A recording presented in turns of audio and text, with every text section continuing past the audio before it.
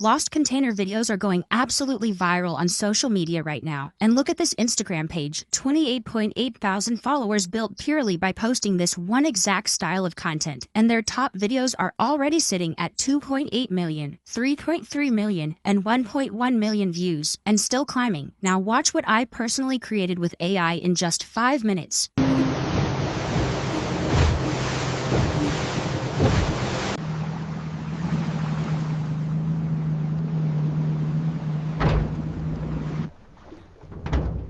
Bye.